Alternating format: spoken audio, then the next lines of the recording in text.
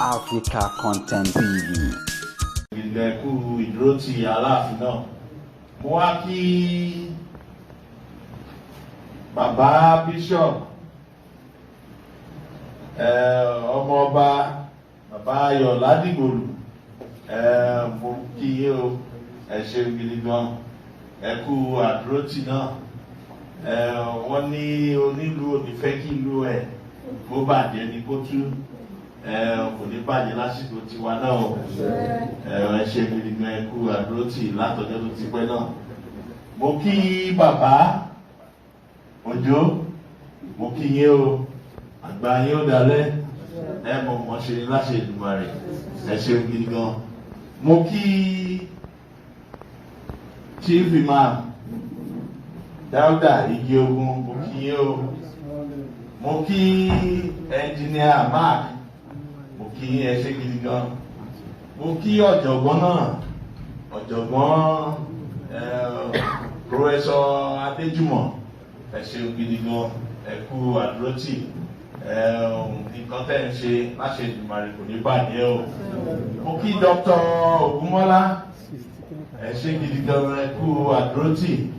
Mo kí ọ̀tún ìyálóde ìyálájé ti ìlú Ọ̀yọ́ Paula Gomez mo kí yín o ìyálọ́jà Onis bàbá olúwawo ti ìlú Ọ̀yọ́ mo kí yín o.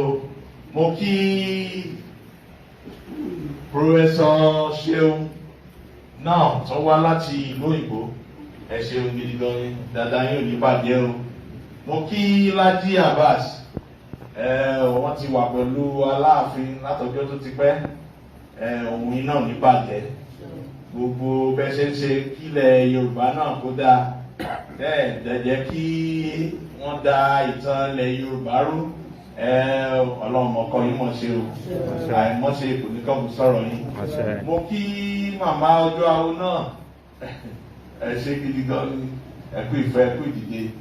Mo wá kí ọmọọba Dàpọ̀ Ọlákùlẹ́yìn a lè ṣe ká mọ́ dárúkọ yín ẹ ṣé gidi gan ni o ẹ kú àtìlẹ́yìn.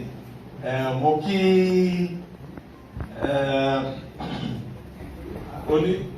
ọmọọba Oníṣìírí.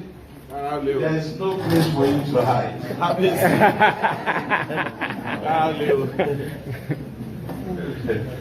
Mo kì í o Dr. Ládìgbòlù Ẹ̀dìsọ̀dà Ládìgbòlù mo kì í gbogbo ẹ̀yin oníwèé ìròyìn pátá ni mo kí o. Kábíyèsí kú àbáyé. Àjọṣe náà àjọṣe ni wa ò ní bàjẹ́ láṣẹ Èdùmàrè. Mo kí gbogbo ẹ̀yin tẹ́ ń bá Alaafin náà ṣiṣẹ́ ẹ ṣé o. Kábíyèsí o. Gbogbo ẹ̀yin tẹ́ ń wò wá tẹ́ẹ̀lì síbi tó jẹ́ pé ẹ̀ fọkàn bá wa lọ tẹ̀lé ń ṣàdúrà fún wa náà ẹ̀yin ọmọ wa tẹ́ wà ní diaspora náà gbogbo yín pátá ni mo kí o ẹ ṣé gidi gan ni ẹ ṣé gidi gan ni. Inú mi dùn gidi gan lénìí torí pé kí ni nǹkan ayọ̀ là ń ṣe. Ọjọ́ yìí jẹ́ ọjọ́ tó jẹ́ pé mo mọ̀ pé gbogbo wa ó fi hàn mí pé gbogbo wa ti ṣetán láti ṣiṣẹ́ láti gbárùkù ti pé Oyo Empire Day Celebrations ti àjọ̀dún tá a fẹ́ ṣe yìí pé kó lámìlaka mo dẹ̀ mọ̀ pé Ọlọ́run bá wa ṣe náà. Tẹ́ bá wo Oyo Empire tàbá ní ká lọ sí ìpínlẹ̀ Kwara a rí pé àwọn líǹkì tá a ní ìpínlẹ̀ Kwara lọ sí Òró lọ sí Ọ̀fà lọ sí Òmùàrán lọ sí Ọ̀rà lọ sí Jẹ́bà lọ sí Sàwó àti bẹ́ẹ̀ bẹ́ẹ̀ lọ. Tá bá lọ sí Oǹdó náà a rí pé àwọn ìlú tó fara mọ́ wa bí ìlú Oǹdó ti bí Aríbi Àkókó ẹ jẹ́ kí n wá sọ pé nǹkan fún yín nípa títí Oǹdó. a lọ sí Ìgbèrú, a wà níbẹ̀ lọ́jọ́ náà. Kábíyèsí Ọ̀ṣìmọ̀wé ti Oǹdó wọ́n wá bá mi, wọ́n ní ṣe mo mọ̀ pé Ọ̀yọ́ làwọn ti wá.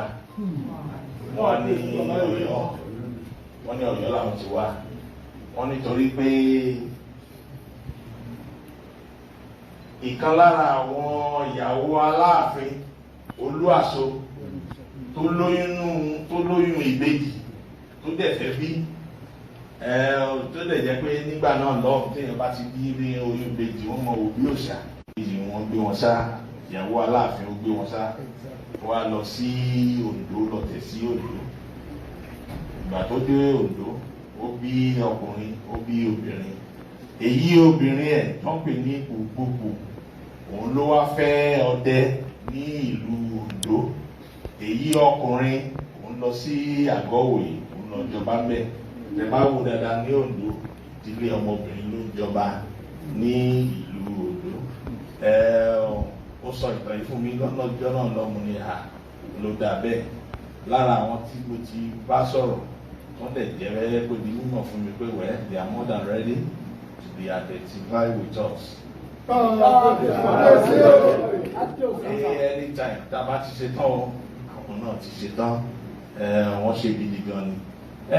Ọ̀ṣun state náà tí a bá lọ sí Mọdákẹ́kẹ́ ni o, Gbọ̀ngán ni o, ìlú Ògùn ni o, lọ sí Ìkìrun ni o, àti àwọn ìlú mi náà bẹ́ẹ̀ náà lọ. Lára Ọ̀yọ́ náà ni wọ́n ti jáde. Tẹ́ bá jẹ́ ní Ọ̀yọ́ state.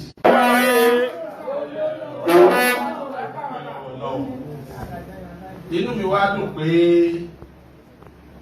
bí ó ṣe wá sọ́kàn mi pé ká ṣe àjọyọ̀ yìí, ká dẹ̀ tún ṣe àfihàn fún gbogbo ọmọ aráyé, gbogbo àgbáyé pé Ọ̀yọ́ Empire ṣì wà o.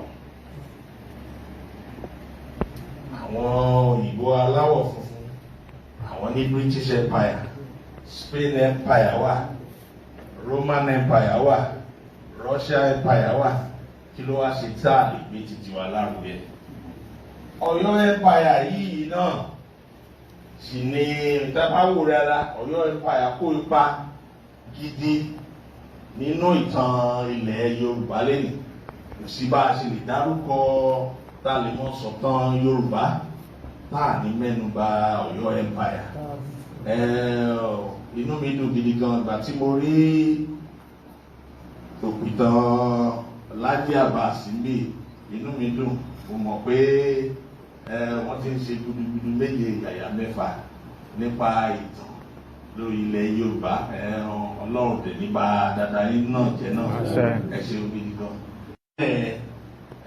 Oyo Empire Day Celebration tí a fẹ́ ṣe tá à ń wò pé a ó ṣe ní December 17 to 19. Àdúrà mi ni pé kí Ọlọ́run ọba ní ọlá àwọn onílẹ̀. Mo wá fi àsìkò yìí Alaafin. Kábíyèsí fún àbáyé yìí. Àsìkò yìí mo fi ń ṣe ìfilọ́lẹ̀ àwọn tí yóò mọ̀ bá wa tó ti ń ṣe o. Ó yẹ kí n tiẹ̀ dúpẹ́ lọ́wọ́ yín. Ní ọ̀sẹ̀ tó kọjá mo bá àwọn ọmọ wa tí wọ́n wà ní òkè òkun wọ́n ṣe meeting lọ́wọ́. Àwọn bẹ́ẹ̀ bí ọgbọ̀n ni wọ́n ṣe meeting náà. Inú mi dùn gidi gan ni. Gbogbo àwọn ipa tó ti kó àtàwọn tó wà ní Nàìjíríà náà ni o, ipa tó ti kó, gbogbo nǹkan tó ti ṣe ni wọ́n jẹ́ kí ni wọ́n yànnàyànnà ẹ̀ tó dẹ̀ jẹ́ kí n rí pé ibi táwọn bá ṣẹ́ dé ni o, ibi táwọn lọ ni. Mo wá ṣe ládùúrà kò ní bàjẹ́ fún yín o. Gbogbo ilé àti ọ̀nà yín kò ní bàjẹ́ láṣẹ Ìbàdàn. Nǹkan tẹ wá ń torí ẹ̀ ṣe náà kò ní bàjẹ́ o. Ẹ ṣeun gidi gan, ẹ kú iṣẹ́ takuntakun tẹ̀ ń ṣe. Ọlọ́run lọ sí títí yín náà.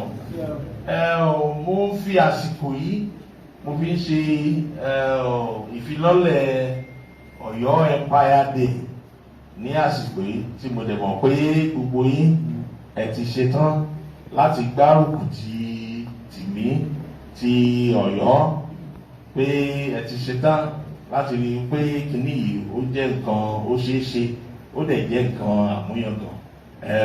Ọlọ́run yóò bá wa ṣe o, àwọn onílẹ̀ wọ́n dúró tì wá o, kò ní ṣòro ó ṣe fún wa láṣẹ ìgbìmọ̀ rẹ̀.